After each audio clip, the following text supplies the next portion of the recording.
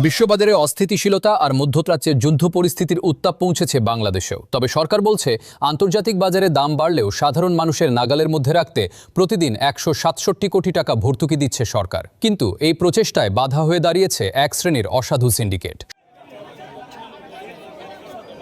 শনিবার বিকেলে সংসদ ভবনে সরকার দলীয় সংসদীয় কমিটির গুরুত্বপূর্ণ বৈঠক অনুষ্ঠিত হয়। সভায় সভাপতিত্ব করেন প্রধানমন্ত্রী তারেক রহমান। বৈঠকে উঠে আসে, পর্যাপ্ত মজুদ থাকা সত্ত্বেও দেশে কৃত্রিম সংকট সৃষ্টির অপচেষ্টা চলছে। এমনকি সীমান্ত দিয়ে তেল পাচারের মতো গুরুতর অভিযোগও আমলে নিয়েছেন প্রধানমন্ত্রী।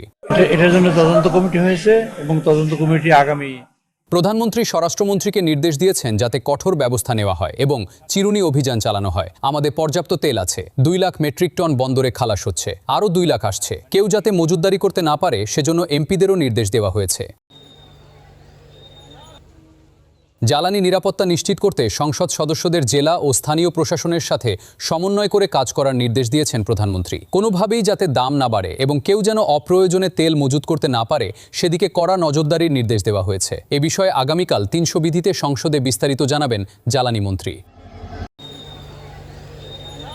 বৈঠকে সাম্প্রতিক বাস ও ট্রেন দুর্ঘটনা নিয়ে ক্ষোভ প্রকাশ করা হয়। কেন বারবার এমন জানমালের ক্ষতি হচ্ছে তার কারণ ও প্রতিকারে সংশ্লিষ্ট মন্ত্রীদের জবাবদিহি করতে হয়েছে সংসদীয় কমিটির কাছে। এ সময় স্পিকারের সহধর্মিণীর মৃত্যুতে শোক প্রকাশ ও মোনাজাত করা হয়।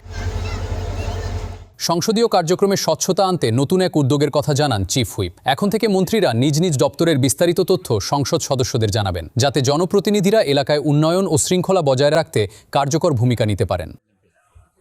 মানে রিয়েলি এখানে একটা স্যাবোটেজ হয়েছে বলে মনে করি, আমরা ধারণা করি।